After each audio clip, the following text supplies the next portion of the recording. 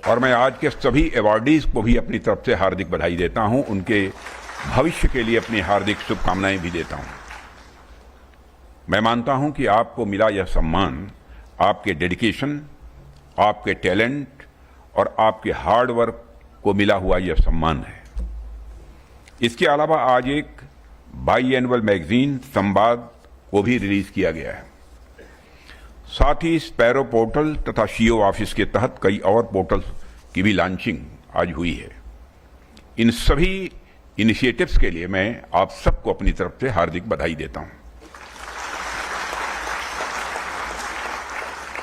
साथियों, आज का दिन निश्चित ही हम सबके लिए, मैं मानता हूं, सामान्य दिन नहीं है बल्कि एक बड़ा दिन है। किसी भी सेना को शक्ति केवल हथियारों और गोले बारूदों से ही नहीं मिलती है, बल्कि उन हजारों अदृश्य हाथों से भी मिलती है, उन हजारों ऐसे अदृश्य लोगों के द्वारा भी मिलती है जो हमेशा उसके पीछे, उसके सपोर्ट में सदैव पूरी लगन के साथ खड़े रहते हैं। Armed forces headquarter civilian services उन्हीं अदृश्य लेकिन निर्णायक शक्तियों में से एक है, ऐसा मैं मानता हूं। साथियों, आज का दिन उन ऑफिसर्स के और उन पर्सनल के कंट्रीब्यूशन को आइडेंटिफाई करने का, उनको यह पहचानने का यह अवसर है जिन्होंने पूरे डेडिकेशन और प्रोफेशनलिज्म के साथ इस डिफेंस एस्टेब्लिशमेंट की तहे दिल सेवा की है। साथ ही आज का दिन एक प्रकार से रिफ्लेक्शन और इंट्रोस्पेक्शन का भी होना चाहिए, ऐसा मेरा मानना है।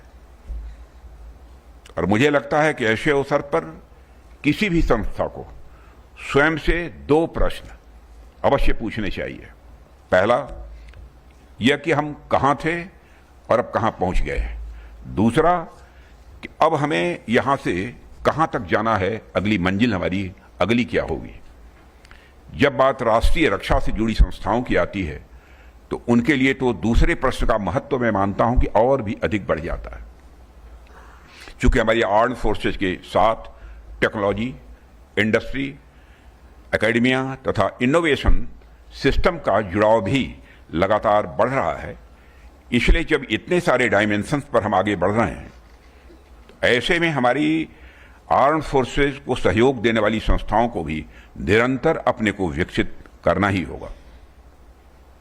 आर्म्ड फोर्सेज हेडक्वार्टर सर्विसेज रक्षा मंत्रालय की इंस्टीट्यूशनल, मैं मानता हूं कि इंस्टीट्यूशनल मेमोरी है, क्योंकि AFHQ कैडर एक ऐसी संस्था है जो रक्षा मंत्रालय को कंटिन्यूटी, डोमेन स्पेशलिटी और पॉलिसी स्टेबिलिटी भी प्रदान करती है।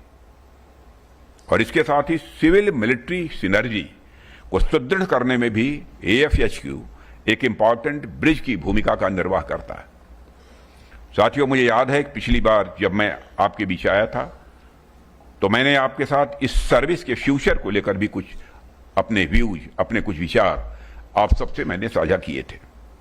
और मैंने इस कैडर की कैपेबिलिटीज को बढ़ाने, उन्हें बेटर कैरियर अपॉर्चुनिटीज प्रोवाइड करने तथा कमांड लेवल और सर्विस हेडक्वार्टर्स लेवल और रक्षा मंत्रालय के स्तर पर उनकी एक्सपर्टीज को और अच्छे से यूटिलाइज करने पर जोर देने की बात कही थी।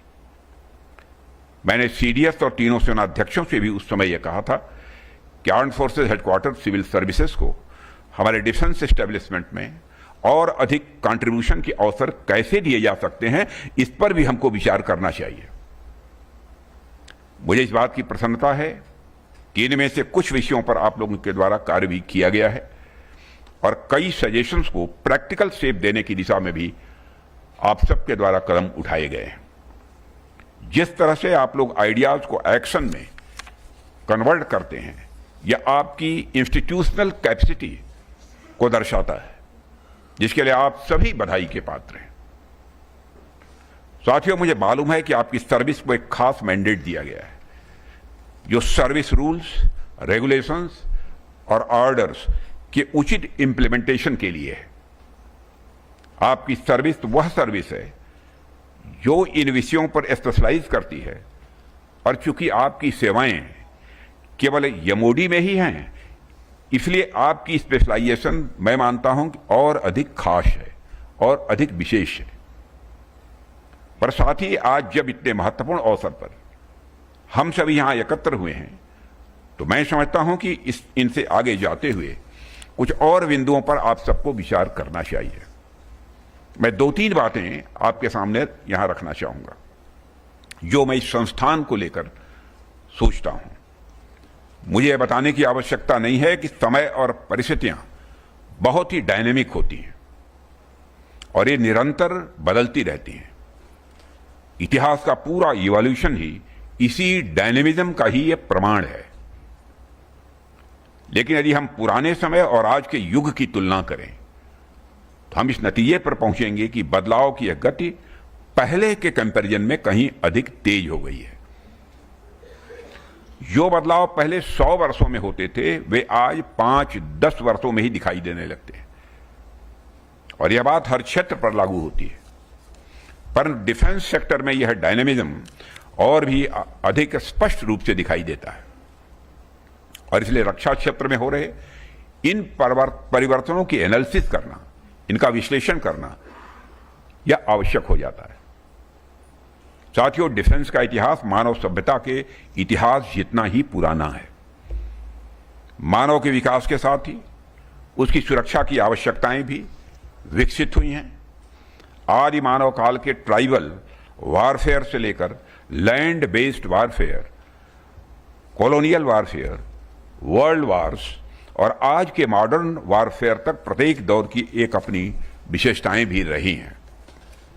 लेकिन ट्रेडिशनल और मॉडर्न वारफेयर में सबसे बड़ा अंतर टेक्नोलॉजिकल डायनेमिज्म का है। पिछले 25-30 वर्षों में जिस गति से टेक्नोलॉजी ने वारफेयर को बदला है वैसा पहले कभी नहीं हुआ। पहले युद्ध मुख्यतः भूमि पर, जमीन पर लड़े जाते थे। फिर नेवल सिस्टम का महत्व बढ़ा, उसके बाद एयर पावर भी यह प्रमुख बनी। वास्तव में आज डिफेंस टेक्नोलॉजी का वास्तविक आधार उस इमीडिएट नॉलेज में ही निहित हो गया है जिससे वह टेक्नोलॉजी विकसित होती है। इसलिए मैं आप सभी से कहना चाहता हूं कि आप अपने मैंडेट और रोल से आगे बढ़कर defence technology research, geo strategic thinking और नए विचारों के माध्यम से देश के डिफेंस इकोसिस्टम को और सशक्त बनाने में आप अपना योगदान करें। आप रक्षा मंत्रालय के परमानेंट कैडर हैं और आपके पास गहरा डोमेन नॉलेज भी है, मैं जानता हूं इसको। इसलिए डिफेंस के मूल विषयों पर भी आपका की सक्रिय भागीदारी आवश्यक है। कभी कभी मैंने स्वयं भी यह अनुभव किया है कि कभी कभी आपके सुझाव इतने महत्वपूर्ण होते हैं जिसकी जितनी भी सराहना की जाए वह कम है। रक्षा मंत्रालय तो वैसे भी निरंतर विचार, संवाद और मंथन से ही आगे बढ़ता आया है और वैसे तो सभी मंत्रालयों में यह सिलसिला चलता होगा, ऐसा मैं सोचता हूं। हमारे यहां seminars, conclaves, service level discussions और इंस्टीट्यूशनल रिव्यूज के माध्यम से अनेक महत्वपूर्ण सुझाव और नए विचार सदैव सामने आते रहते हैं। इसी प्रकार armed forces headquarter civilian services day जैसे अवसर भी केवल एक सेरेमोनियल इवेंट नहीं होते, बल्कि भविष्य की दिशा तय करने वाले विचार विमर्श के बहुत ही एक महत्वपूर्ण मंच होते हैं और इन्हीं विचारों से भविष्य की दिशा भी तय होती है। अब इनमें से कुछ सुझाव ऐसे होते हैं जिन पर तुरंत एक्शन लिया जा सकता है, कुछ ऐसे होते हैं जिनका और गहराई से एग्जामिनेशन भी करने की आवश्यकता होती है और स्वाभाविक रूप से कुछ सुझाव ऐसे भी हो सकते हैं जो प्रैक्टिकल रीजंस के कारण आगे न बढ़ पाए। लेकिन मेरा मानना है कि जो भी मीनिंगफुल सजेशन सामने आए वह केवल डिस्कशन तक सीमित नहीं रहना चाहिए। उसके आगे क्या हुआ, उसका रिव्यू हुआ या नहीं हुआ, उस पर कोई डिसीजन लिया गया या नहीं, इसकी एक प्रॉपर इंस्टीट्यूशनल प्रोसेस भी होनी चाहिए। और मेरा सुझाव है कि आप सब इस दिशा में भी एक सुटेबल इंस्टीट्यूशनल मैकेनिज्म डेवलप करने पर विचार करें। ऐसा मैकेनिज्म जो armed forces headquarter civilian services day जैसे आप